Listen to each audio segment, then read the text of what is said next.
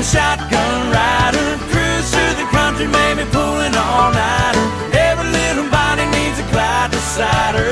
Come on, baby, be my shotgun. 20 straight games on the road. Here we are, a home opener here at Simbauer. So we're looking forward to being home and nice weather. We could not have asked for a better day. Skip Scoop coming to you right from Simbauer Field, finally. Well, there you go. You see, Kyle, we finally got some good weather for our fans to come out on our home opener, and what a great day that was. The crowd was fantastic. You got a shot there, and people were into it, so it was just nice to be home again. Yeah, Simbauer Field was full of people, great weather, 20 road games to start the year, finally nice to get home, and of course to get a home victory too. Well, then we follow that up with what? We jump on the 12-hour bus ride. The next day. The journey. Jump on the bus and go 12 hours to Penn State, but it was well worth the trip. I mean, I was, concerned, any time of being worn down and stuff like that and jumping on, but our kids came out, and Joey Donato was Joey Donato again, and gave us a quality outing on Friday. And had a tough loss, an extra inning loss on Saturday, but we're able to close out with a series win and a highly dramatic game yesterday. One of the weirdest baseball games, any of the baseball game ever. But anytime you get 2 out of 3 on the road, we'll call that a success. Yeah, Skip, you got to be happy after dropping an extra inning game on Saturday. The team to come back and respond to win a close 2-1 game. Like you said, maybe a bit of drama, but they picked up the win on Sunday to get the series. That was it was interesting. It was an interesting game. But the kids are you feel good about it. We've said all along, Kyle, on the show that we want to make sure that we're ready by conference play, and we still got a lot of things to work on, no doubt. But I like the way things are shaping up, and we're settling in on a lineup, and are going to roll with it as we continue on. And one young man that certainly was ready for Big Ten play, he hit over 700 for the weekend. How about Sam Travis? He got recognized by the conference office today. He's the player of the week. And I was just commenting about him today. He's probably one of the better young hitters, and take young out of it, probably one of the better hitters that I've ever coached. His very, very mature approach to what he's doing at the plate. He doesn't swing a lot of bad pitches, and that's awesome. I mean, to be a freshman in this league, good baseball league, and be named player of the week, what an accomplishment for him. But I got to tell you, Kyle, when I say the word mature, I think we got a clip in here somewhere of kind of taking Sam in the mature mode, but maybe not the so mature mode. This was, I think, one of our games last week when he hit it, and I think what we'll do is kind of show the viewers what not to do when you hit a home run. When you hit a home run, and we'll just kind of let it roll itself and speak for itself here. So take a look at Sam not being mature. And Skip, and as you can see in this, you always hear the term, act like you've been there before. It was his first career home run, so he hadn't been there. He'd forgotten what it felt like, I think, and got certainly a little not excited. with the bat flip there, not something you want to do. No, but Sam, he certainly recognized the error of the way there, because Kyle, in this game, that kind of potentially could lead to players being thrown at, or certainly yourself being thrown at. So we talked about that with Sam. I think he understands that now. But the players certainly got a chuckle out of that after they watched it. And you can see on the video there some of the expressions of the guys that actually saw it happening.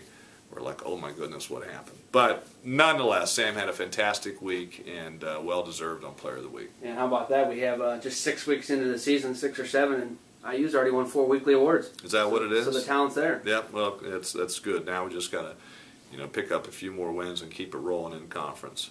We'll come in, we'll go back to Simbauer Field this week. We got a home game Tuesday, tomorrow against Xavier, home series against Iowa, and then home again next week in the midweek. So 5 straight games at Simbauer. Gotta like that. Well, the Xavier game's always a fun one for me, because my good friend, and probably one of my closest friends, not just in coaching, but closest friends on the earth, Scott Guggen's bringing his Xavier Musketeers in here, and he always has them ready to play. So we're expecting certainly a challenge tomorrow as we play them, and he'll have those guys ready. And not only the 5 games straight at home coming up, but 3 of the next 4 weekends at Simbauer Field. So a lot of chances for the Hoosier fans to come out and see the squad. And the weather's supposed to be nice, so supposed to be good. Come on out, folks. We need that crowd. Like I say, Wednesday enjoyed themselves. So come out and see us. Got some good players and fun to watch. So we'll see you there. I think it's time to get on to pictures of the week. And you talked about Googs being your good friend. I guess Ty Neal made a new friend. Well, this on our recent trip to California, Ty Neal, and we actually on the 12-hour bus ride last night, we watched a lot of UFC. Coach Neal, being a big fan of the UFC, got a chance to have dinner and square off with Kenny Florian, UFC fighter, and you can see Coach. He was in heaven. He was like a kid in a candy shop the entire dinner, and you can see there you got the square off with Kenny Florian. But we also have another little celebrity. Wasn't the only assistant that got some love. No, the IU connection again. Roger here with Kat Sadler. She's one of the hosts of the E! Channel, is an IU grad, actually a Martinsville resident, but is out there in LA and living out there. But you know, and I believe Kat and Roger were in school at the same time and knew each other and had a chance to see each other while we were out there and say hello. So. Another good picture. We got a question as well. Only one this week. I know you wanted I tell you what, had an issue with that. I'm getting a little upset with our fans out there at Skip Scoop that we only have one question, and we expect to have about 15 to choose from every week. So come on, people, let's go. But we're not going to take that away from Derek. This is a really nice question. Excuse me.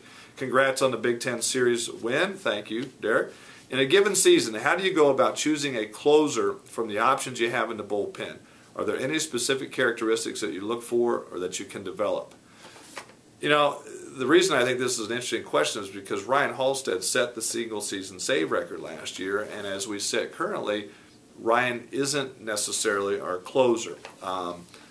But, you know, what we do, Derek, is we just go on guys that are throwing the ball well and that we feel, given a situation, are going to miss bats potentially. And right now, I would say Matt Dearden is in that role. But as you saw, if you had a chance to see the game that was streamed Sunday from Penn State, Johnny Hoffman actually came in and closed it out.